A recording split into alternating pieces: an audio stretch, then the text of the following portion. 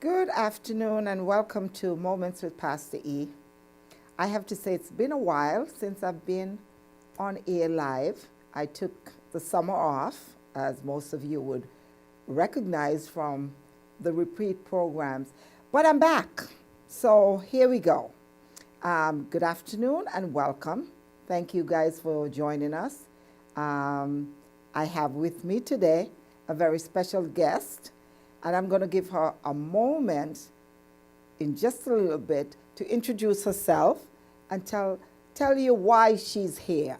We're going to have a nice little conversation, and I hope that it would be helpful to you. Father, we thank you for this moment in time. We thank you for bringing us here.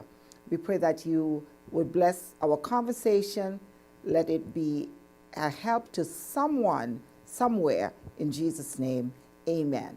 So, I'm glad to be back after the summer. Lots of things have happened, lots of transitions, but I'm here and I'm happy to be back with you. Thank you for supporting us over the years, and continue to, when you come in on Facebook Live, please share, subscribe, and let your friends know that Moments with Pastor E is back up and running in full swing. So good afternoon, my dear. Good afternoon. How are you? I'm doing very well. Very Thanks well. for having me here. Oh, thank you for coming. Thank you for accepting the invitation. So I'm going to give her a moment to tell you, and the reason I'm not even saying her name is because I know what people do to my name, so I'm not even going to try. I'm going to let her introduce herself, tell you who she is, and what we're going to be talking about this evening. Yeah, absolutely. So welcome. Thank you. Yes, my name is Sarojini. I am the Organizational Development Coordinator at the NECTN Project. We are based out of Lexington, but we work kind of all over Massachusetts and a little bit of New Hampshire right now too. We are a mental health and suicide prevention awareness organization. So we go into schools, mainly middle and high schools, but kind of all over the community, wherever people are talking to kids, and talk to kids and talk to adults about what suicide prevention looks like, how important mental health awareness is, and what we can all do to help each other in this life. Very, very good. Yeah. That was a nice introduction. So this afternoon, we're going to be talking about suicide, mental health, and all that stuff. I know it's a difficult topic, and we would rather not speak about it. Yes. But it's so necessary. Absolutely. To, because so many people, you may know some, I know some people, maybe I don't know them personally, but I've heard, of people committing suicide. And, there's a study that says suicide is the leading cause of death among young people. Is that yes, and unfortunately what we're seeing is that trend. I think one thing that we are really fortunate to see is that those numbers are going down a little bit. I think after COVID and after the pandemic, we've put like a really necessary focus on mental health. But for the most part, yes, it is a leading cause, and depression and anxiety are really high amongst young people, especially young girls and young people of Black and brown people of color, and Indigenous people as well. So these numbers are extremely high. Anxiety and depression can lead into suicide. So we're wary of all of it, for sure. Yeah, and you know what kind of shocked me today, because I'm from the Caribbean, and in studying this whole thing, I found out that some of the neighboring islands, I'm from Montserrat, so some of the neighboring islands like Haiti have a high percentage rate of suicide. And I didn't even know that. Thank God you were coming on, so I did some studies. But a report from the Centers for Disease Control and Prevention looking at mental health and suicidal behaviors from 2011 to 2021 indicates that 13% of high school girls had attempted suicide. 30% had seriously considered it. That jumped to more than 20% for LGBTQ plus teens. 45% had seriously considered it. So it's almost an epidemic, and it's not it's not just in the United States, it's around the world. Absolutely. So can you tell us a little bit about the organization you work for and how it came about? Because it has the name NAN, and I thought that was, an acronym. But from what you said, it's not. It's the name of a person. Yeah. So tell us a little bit more about that. Yeah, so we are the NAN Project.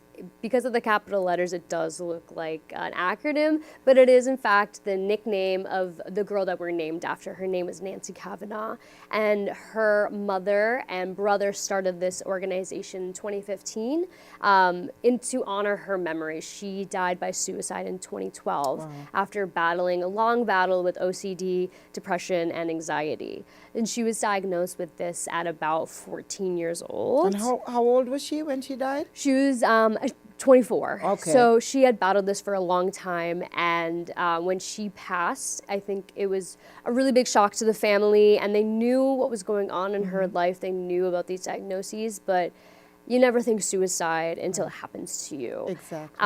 One thing that I know the founder, Ellen Dalton, says often is it was the stigma that killed her daughter. It wasn't just the disease itself. It wasn't the illnesses. It was the fact that the stigma around mental health and mental illness is so strong and so negative that her daughter hid what was going on and hid how she felt because she wanted people to she wanted to project like she's fine, like she was fine, and like it's okay and she can handle it. But she was battling those things for so long, and that emotional pain just took over, and unfortunately, she did end her own life. So they started this organization in 2015 to go to schools and talk to kids when they might be getting diagnoses, they might be getting really big life events in middle and high school, and we may joke like, oh, like a middle high school, like. Just a bad time, like things happen, you grow out of it, but when you're there, that's your whole world, that's your whole life, and so when things happen, bullying, online harassment, you're trying to figure out your own sexuality, you're trying to figure out who you are, your own identity, all of those things can really contribute if people are being mean to you, if people don't accept you, or you don't feel like you can accept yourself. And the thing we put on our younger people, or even older people, we say, oh, get over it.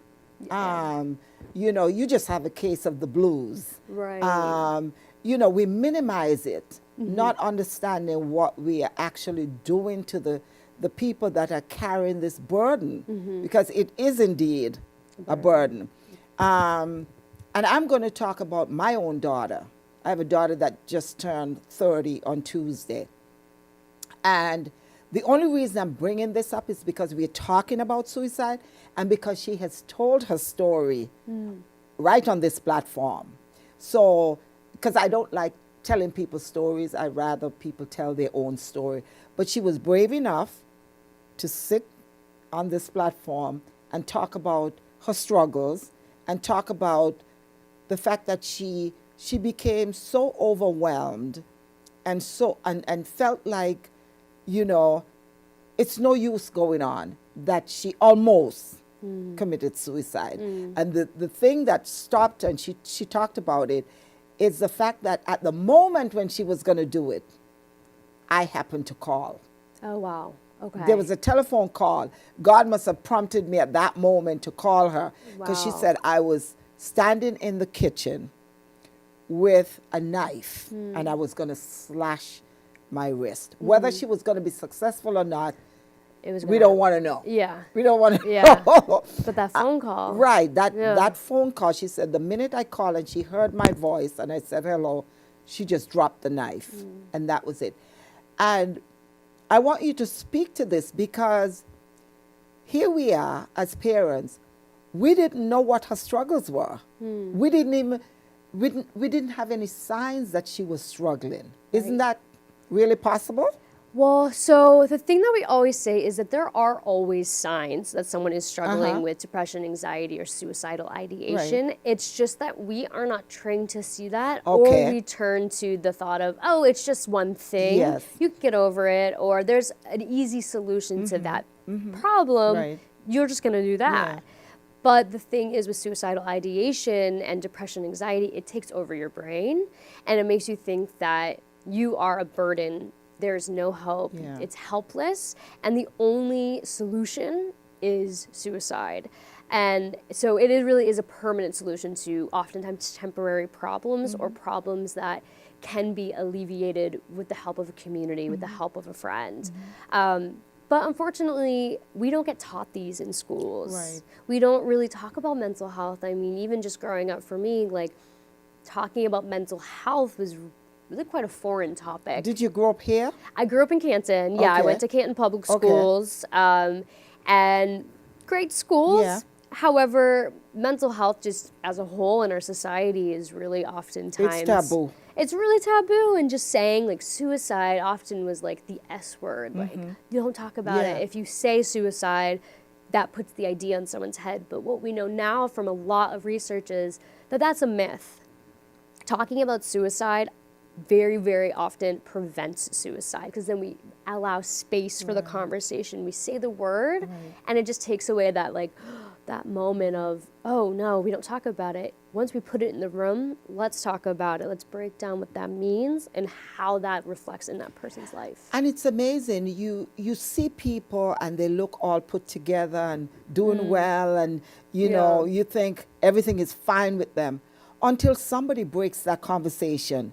Then you start, people feel comfortable to talk about their own issues. Exactly. And if we're not willing to confront, we can't conquer.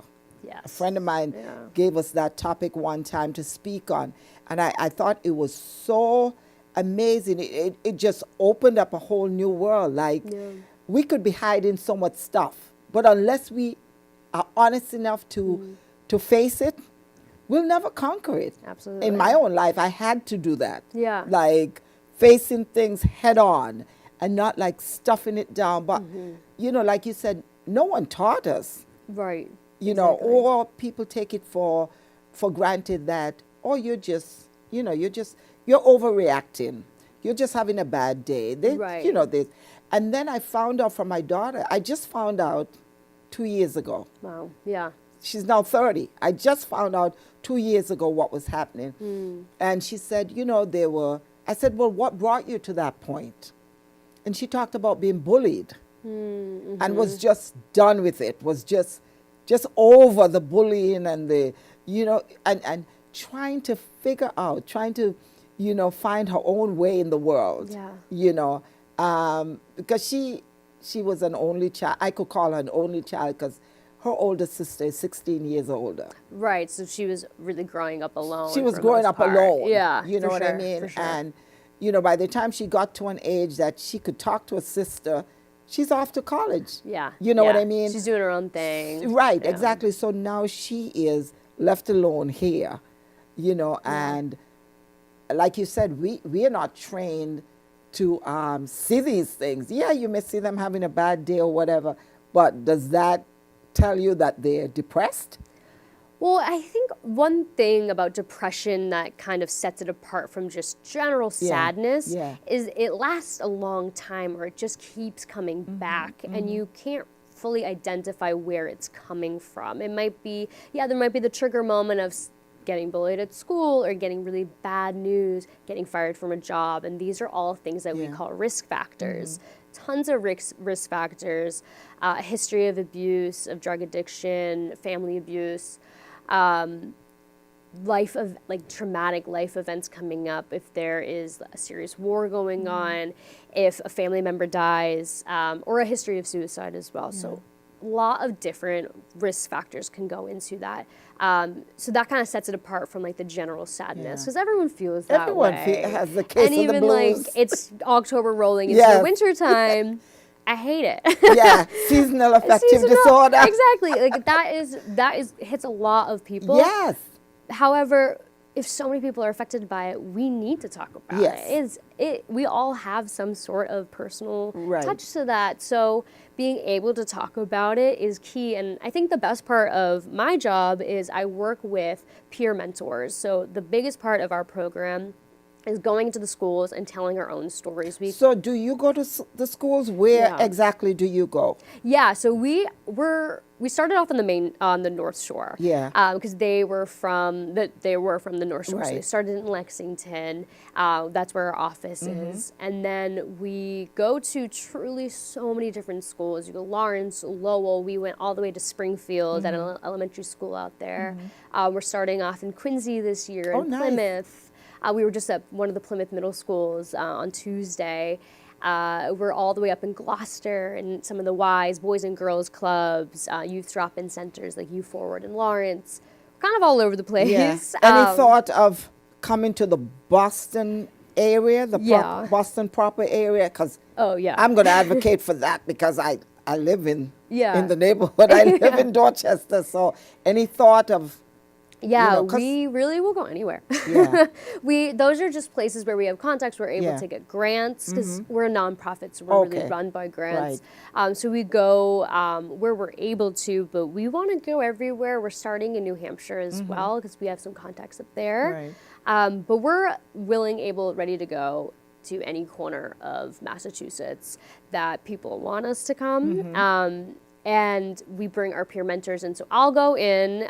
It's kind of, we have like our senior staff and then our peer mentors. So our peer mentors are between like 18 and 25 years old and they are young people who are sharing their stories. Okay. We call them comeback stories because there's a focus on the hope, there's a focus on the recovery piece and what helps them get from that So low these are the point. kids that were suicidal at one point or on the Yeah. verge of... Yeah. Yeah. A lot of them, maybe not exactly suicidal, but there has been depression, anxiety, bipolar, OCD, other different types of mental health issues that have affected their lives in some way.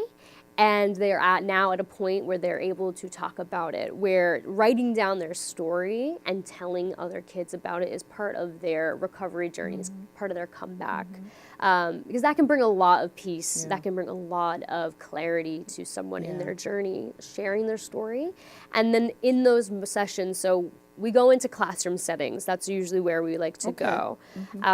Traditionally, like when a guest speaker comes into a school, it's in an auditorium, but we've really shied away from that because it doesn't really connect to the students. Okay. It's not like an intimate space, and students don't usually ask a lot of questions when we're there. So we go into classroom settings, we'll tell the story of how we created the NAM project, and then we'll have one or two comeback stories, and then we'll open the floor up to the kids to ask us whatever questions that can come from like our stories or just mental health in general. And then we talk about warning signs and how to find and tell a trusted adult about what has happened or what you or a friend are going through. So that's like really the meat of our program. So we go anywhere. So how does one connect with you guys? Let's say, somebody in the Boston area would like to see you guys in this area. How does that all get pulled together? Yeah, great question. So if you go to the namproject.org, that is our website, and on there there's like a Get Connected. Okay. And you can fill out, just tell us a little bit about like the group or the school that you want to bring us into. We can do after school programs. If there's a parent group, because we do have like professional development and parent conversations that we lead as well, talking about mental health 101 really. So if there's a group or you're trying to get something together, or even like you have like a staff meeting and you want us to come in, let us know what the general like vibe is, what you're looking to learn, and where you are located, and we'll reach back out within like 24 business hours and just get going. You'll hear from our assistant director of scheduling, and it's really easy. All right, so look into the camera and tell people where to go. There might be somebody who's listening who knows a group, has a group, wants to connect, So For sure.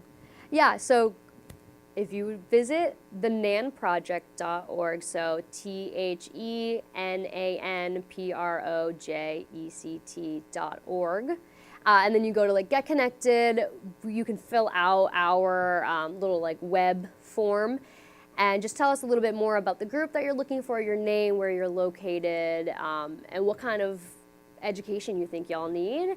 And then we can set up a time to Zoom with you or just email communication to get to know your group a little bit more, find out when the best times are for us to come. And then we'll come in. We usually take about like 45 minutes to an hour and a half, like anywhere between there. That's usually a decent amount of time to get through the education piece and have a good conversation. We love to have a bigger Q&A section so that people can ask whatever questions they have, because that's usually where the most education comes from. Do you guys ever do like a Zoom, Yes. Zoom meetings? Yes, we have done a lot of virtual, and we Okay. were striving through COVID, so we did a lot of virtual presentations, and we were happy to do that. And we usually have a slideshow that we can show on virtual or in person. So that is definitely a possibility. Okay, good. Because somebody out there may want to connect with your group. Absolutely. Because mental health, I always say mental health is part of your general health. Absolutely, yeah. But for years there has been such a taboo around it. You know that people are, like you said, are afraid to share that they're not having good days, and you know it's progressing, but they're afraid to talk about it because then, you know, they could be marginalized, they could be, you know, looked upon as if because people used to consider mental health as being crazy. Right. That you're crazy. You're going to get locked up. Yes. You're going to get put away. Exactly. 100%. And so, you know, I think people still carry that stigma with them that, you know, let me just suffer here in silence, which is the really dangerous Absolutely. part. Super dangerous. Like we always say, there is help and there is hope. Never worry alone. If you have a worry about a friend, about a coworker, about a partner, talk to someone about it. And then there is a way to approach them and just asking the question. And we usually say, like, if you're going to approach someone, list off the changes that you've seen, list off those warning signs. So if you have seen a friend or a coworker and they aren't dressing the way they usually dress, their hygiene isn't the way it usually is, they're sleeping way more or they're sleeping way less, eating way more, eating way less. Withdrawn, isolating, canceling plans, you can't reach them anymore through social media. These are some of the big warning signs. Drug and substance use. If that is something that they normally don't do or they do a little bit but that has increased greatly, that's a really big warning sign. And then, of course, self-harm or self-injurious behavior. So if you're seeing any of these, the best way to approach someone is just to say, hey, I've noticed these things, and I'm not coming at you from a place of judgment. I'm coming with a place of concern. How are you doing? What's been going on? And usually if you list off a couple of things that you've seen, it's really hard to brush that off. If you kind of come to someone and say, hey, how are you doing? Good, how are you? You know, it's not a very exciting We're always good. Yeah, good, we're fine. And then you can brush it off, you move on to the next topic. But if you're saying, hey, I've noticed this, it shows that you care and shows that that person's not invisible.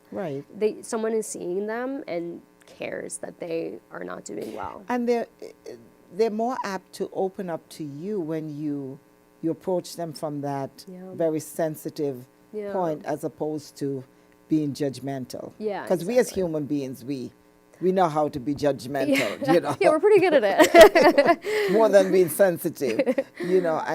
And you know, I mean, it's so frightening because, you know, I always think about this girl, and she was on the news. You must have heard about her, that jumped from the 49th floor of her building in New York. I vaguely remember that. She was a prominent attorney. She was on Extra, that show Extra. And I used to admire her because she had the nicest head of hair. You know, she had curly, long spiral. And she was always nicely put together. Her makeup was flawless. Everything was flawless. And just one Sunday morning, I think it was late last year, she suffered from mental health issues. But she looked like the picture of health and happiness. Absolutely, And one Sunday morning, she just jumped off the 49th floor and she was gone. And the very frightening thing about it was Billy Bush, who works on Extra, called her mother and said, did we miss something? Because she was the life of the party. Yeah. She came in like a ball of sunshine every day, Yeah. well put together, nothing missing, nothing broken. She was always like, and they were like, we've never seen her having a bad day. She covered it up. Yes. Yeah. So did we miss something? Well, the mom said, no, you didn't. Because I talked to her just about every day. Of course, mom knew that she had mental health issues and she was working on them. Yeah. But she said, no, I talked to her every single day. And not one day I thought she was slipping into deep depression or, there was nothing that I thought was unusual. Right. Yeah. It didn't look the way No. we think depression Right. looks. And I think that is a really scary thing. I Scary. think it's pretty common to the person that's doing the most, has the most extracurriculars, seems to be the life of the party, has it all kind of going on. They can always be struggling. And I think that that's why we want to open up this conversation, Yes. is to realize that talking about these things, you're not a burden for talking about it. You're not putting on something on my shoulders if you're expressing that you're in pain. We want to know, but that is such a common thing that people feel that they are a burden to somebody. They're a burden to the people they love. And they're ashamed. Yeah, and you know, they're it's ashamed, it's a bit of shame that, I look the part, but I'm falling apart. Yeah, And how can I do this? Yeah. How can I look the part, but I'm falling apart Yeah. at the same time? Yeah. So people just don't want to. So speak into the camera and speak to somebody who may be going through some bouts of not just the blues, but, feeling like, I really can't do this. I speak to somebody about that. Like, what do we do? Yeah. Where do we go? If you're feeling any type of way, if you're feeling that this constant sadness, it's like a shadow that's following you around, you're just being burdened down by it, and you feel like you can't go anywhere, the best place to go is to someone that loves you.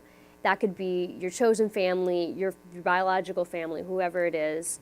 It could be your pastor, it can be a coach on the soccer team, truly anyone that you trust. And just, you don't have to know exactly what's wrong. You don't have to say, oh, I have depression. You don't have to have a diagnosis to have depression and be sad. I think just saying, hey, I don't feel right. I don't feel the way that I want to feel. I feel off. Being honest with that, I think, is really, really scary, but it's the best thing that you can do for yourself. And you are whole. You are worthy of help simply because you exist. You don't have to do anything. You don't have to be a football player, star quarterback. You don't have to be the best in class. You deserve help simply because you are a human being on this planet. Some resources that we really are tried and trusted here at the NAM Project are 988. It is kind of like the 911 version for mental health. If you call 988, they will connect you to a local suicide hotline and get you someone who can listen to you and tell you some resources that are around your area. And just having someone to talk, having someone to validate those feelings and say, hey, I hear you, I believe you, and you are not alone in this, can be extremely helpful. So please call, please reach out. Someone is always there. You may not know them, it might be a stranger, but someone is always there and someone always cares about you. So please reach out. And there are way more resources on our website as well for people who know someone who is struggling and just doesn't know what to say. Sometimes that can be the hardest thing.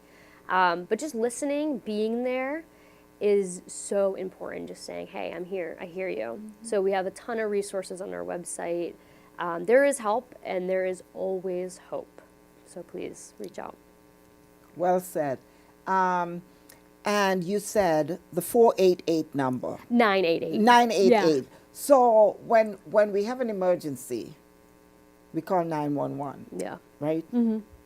Someone's sick at home, someone fell, whatever the case is.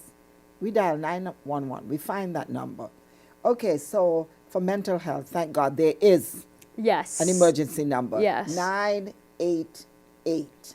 And like you said, you're not alone. You're not alone, because it says here CDC's provisional data for 2022 show a record high of 49,369 suicide deaths, coming after modest declines in 2019 and 2020. So in 2022 alone, almost 50,000 people killed themselves. Enough to fill Fenway Stadium. Yes, Yeah. exactly. Yeah. So that's why she's encouraging you. You're not alone. Yeah. You're not the only person that feels like you're despondent, you're sad, you're in a place that you can't get out of. You're not alone. Mm-hmm. Dial 988. Yeah. Or get onto the NAN project, see what resources they offer. I mean, don't be ashamed. And, you know, I'm from a Christian community. I'm a pastor, as you know. And I am a big advocate of people attending to their mental health. Mm-hmm. Okay? Because sometimes in our churches, we feel like, okay, well, we have God, and God can answer. And yeah, I believe that wholeheartedly, and I believe in the power of prayer. But I always say to folks, if you take care of your physical health by going to the doctors, why can't you go to the doctor to take care of your mental health? Right, right. So if you need to find a good therapist, you can find yourself a Christian therapist. They're very few and far apart these days, though. It's very hard to find a good therapist because what COVID has done to us. Yeah. I mean, everyone's looking. One thing that we do have now across Massachusetts is community behavioral health centers. Okay. So these are kind of like urgent care for mental health. Okay. So some of them have different hours, and you can just Google it on Elliott Community Human Services website. They have more information about community behavioral health centers, or CBHCs. So community behavioral health centers. Yes. Yeah. They're places where you can go to get directed to direct services. Okay. So if you're like, something's happening, I don't know where to go, 988 or finding a community behavioral health center is your best bet. I think that those are really great resources for people that just don't know or have not been told. Right. And I think the other thing that we can do, if you are like sitting at home or you're saying to yourself, well, I don't know anyone who is suicidal, I don't know anyone who is depressed, so this doesn't really relate to me. One thing that we can do is gather resources. It's better to have them when you don't need them than to need them and not have them. And watch the language we use, watch how we talk about our own mental health. We don't want to we want to promote self-care and that positivity, but we want to be realistic about it. So if you're not feeling well, just say, hey, I don't know, I'm not feeling great. You don't have to say you're depressed. You can just be honest about where you're at. And one thing I will say too is when we talk about suicide, using the word committed suicide has the stigma of that you've committed a crime. And legally, it might be a whole other thing, so lawyers, we can talk about it later. But when we're talking about it amongst friends, we say died by suicide. Okay. That's the best way to say it, so we take away that stigma, because the word committed can mean oh, that's a criminal act, you've done something wrong. It's just making it worse to talk about it afterwards, so then people can hear that and say, oh, well, they think suicide's a bad thing, so I must be a bad person. So we want to change our language, change our brains, change our habits.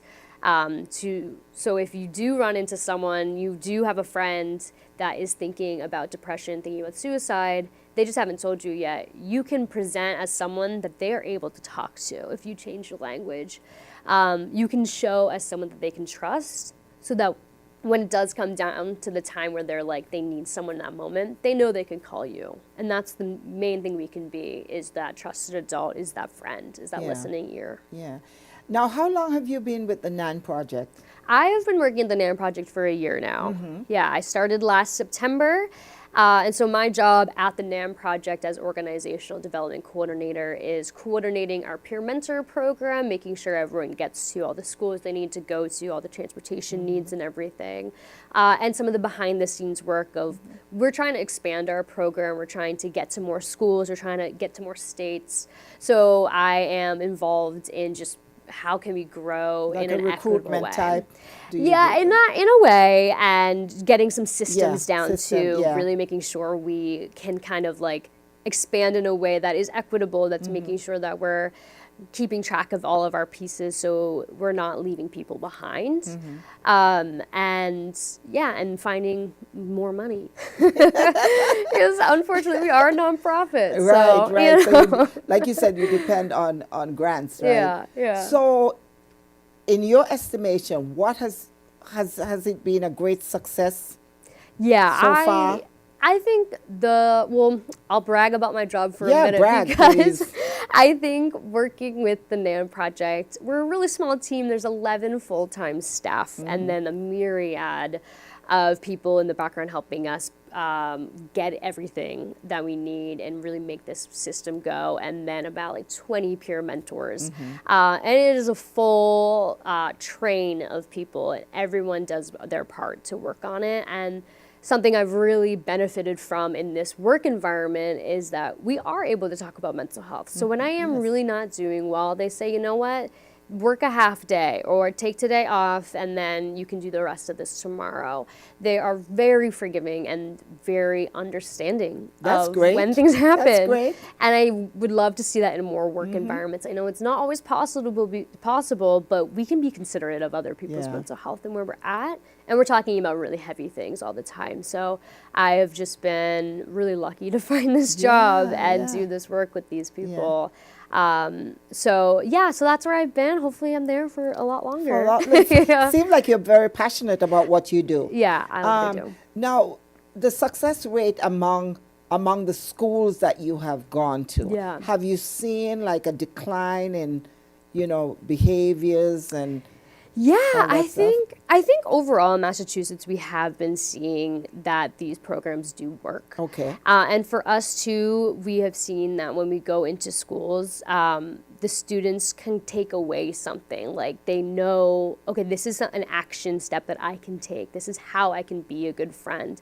And there's been oftentimes where we've gone back to a school after about a year of not being there, and a student will come up to us and say, hey, you guys are the NAM project. After this after you guys spoke to us, I went and spoke to my mom. And I did this, and we get like a lot of thank you notes from students too. That's amazing. So there are a lot of success stories where people are hearing us, even if it's like the quietest kid in the back of the room, or even the kid that looks like they're on their phone or doodling or goofing off. That's just their way of coping with this intense topic, and we don't take it personally, and we don't know what they're taking away. Because it is intense. It is. When you're talking to high school kids about mental health. Yeah. As adults, we don't want to hear it. Exactly. Never mind these kids that are already having a hard time in life, and now you're coming with this thing, and whatever helps. Yeah, exactly. And we have like a very wonderfully diverse group of people. So like I get to speak to to these brown kids who haven't been able to speak about this in their culture, who haven't seen someone talk about it that looks like them. And a couple of times I've had young Indian kids come up to me and say, hey, like, my parents won't talk about this. What do I do? Or I've never heard this spoken like this way before. Or, I've been bullied too for the color of my skin. And just having that one connection can change a kid's world. And so that's all we hope to be. Yeah. And we go into schools every day just saying we're going to do our best. Yeah. That's awesome because, a lot of these high school kids are dealing with so much stuff. I did not even recognize that up until lately that, some of these kids that are going to high school, they're living in shelters. They live no place. They're running around from one friend's house to the next. Right. Don't know where they're going to sleep tonight, but, have the drive that they're going to succeed. They're going to make it. And I've seen some success stories, boy, with some of these high school kids are now climbing the corporate ladder. Right. Having been homeless, Yeah. being foodless, Yeah. clothesless. Yeah. But they were determined. Yeah. And I think your organization, speaks so much to these kids and takes a little burden off of them, making them understand that it's okay. Yeah. Because there are other kids that are going through the same thing. Because Yeah. sometimes they may feel isolated too. Yeah, they might be like, I'm the only person. Yeah, I'm the like only this. homeless Yeah. high schooler. Yeah. I'm the And- only one that's begging for food somewhere. Exactly. Begging for a we place. don't know where kids are coming from. They're bringing in way more than just their books in their Right. backpacks. Right. There is so much trauma Yeah. going on. And yeah, so hopefully we can and coming from all of the different places that all of my peer mentors come from, all of our stories are so different. Mm-hmm. And so one peer mentor might talk about their struggles Yeah. with homelessness, or another might talk about their parents' divorce Mm-hmm. or moving from this country to America. There's so many different Yeah. paths, and so we want to normalize that all of these paths can bring up a whole lot of things. Oh, yeah. And so how can we talk about it, and how can we connect together to Yeah. say, yeah, I've been there and it gets better. Yeah, because some of these kids move from foreign countries and are living here. Yeah. And it's very hard sometimes to fit in Yeah. because, kids are cruel sometimes. So they hear your accent and, oh boy. Yeah, where are you from? It's all over. Yeah. So, Yeah. even moving here as an adult, I moved here when I was, like 29. And it was hard settling into the culture. Yeah. It was really very hard. Yeah. But I was older, so I Yeah. dealt with it. But imagine taking a 5-year-old, a 6-year-old, a 12-year-old, 15-year-old, and landing them Yeah. in this culture. Yeah. I mean, it's Yeah. Just all this, it's hard to figure out, like, okay, am I wearing the right thing? Am I doing the right Yeah. thing? I don't know. Like sometimes, language barrier is Yes. so common. One thing that we do when we go into schools is we bring tablets Mm-hmm. that have all of our presentations downloaded in 7 different languages. Oh, good. So, for example, Khmer, Haitian Creole, Spanish, Portuguese, Arabic. We have these languages so that when there are students that their first language is not English, yeah. they can still follow along and be able to ask questions. And usually there is a teacher in there that can be the translator to help us answer those questions for them. But we want to make sure we're touching every kid in some way, Yeah. because that is the hardest. so when you're important. kind of sitting there this has nothing to Yeah. I just don't know. So we want to try to bring everyone into the conversation. Would you come back? To hear? Yeah. Yeah. I loved our conversation. Oh my gosh. And I hope this was helpful to somebody, because you know what? We need to break down those barriers. We need to, be able to get past the taboo and, all these things that hold us back, actually, because, unless we can confront, Yeah. like we said, we can't conquer. Yeah, exactly. And there's so many people that are living in fear of, I'm not going to be liked. I'm not going to be respected because I have this issue of mental illness. Yeah. Like, I suffer from depression. I suffer from, and I mean, it's not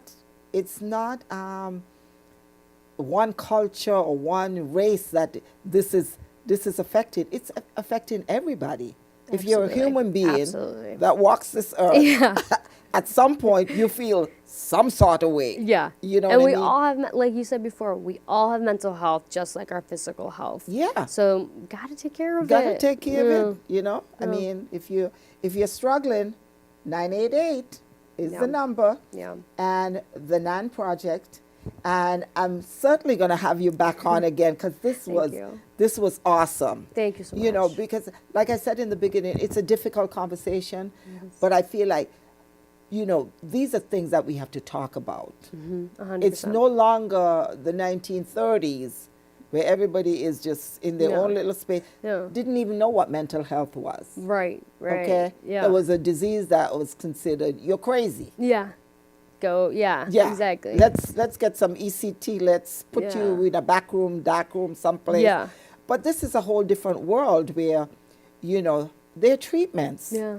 And people don't have to suffer in silence. Yeah, You know, exactly. you just have to take care of it, take the bulls by the horn and say, I'm going to take care of my mental health as I take care of my physical and my spiritual health. Yes. Yes. So, thank you so much for coming. Thank you. I do appreciate you. And you say so hi to your sister. Yes, I will. Her sister is actually my co-worker.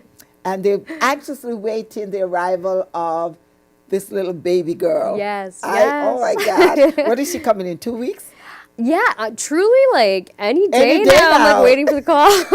Yeah. So you guys are overexcited, right? So excited to have a Yes. new baby girl in our lives. And I met your dad a few years ago. Oh, so great. I know who he As I know is. the fam. So, and your sister was Oh, on yes, my yeah. show. And Angela was on my show too. So, Yeah. I mean, this is your family show. This is a It's short a family show. affair. Who knew? But thank you for having me. I Oh, appreciate you're welcome. it. And I do appreciate this was awesome. Thank you. Lots of good information. And I encourage you, go on to the NAN project, NAN project, and you can get all the information there that you need. How to connect. You have resources on Oh, there, yeah. right? Yeah. So don't suffer. There is help out there for everybody. So until next Saturday at 3 p.m., this is Pastor E saying, may the Lord bless you and keep you. The Lord make his face shine upon you and be gracious unto you. The Lord lift up his countenance upon you and give you peace. Have a wonderful evening. God bless. I love you.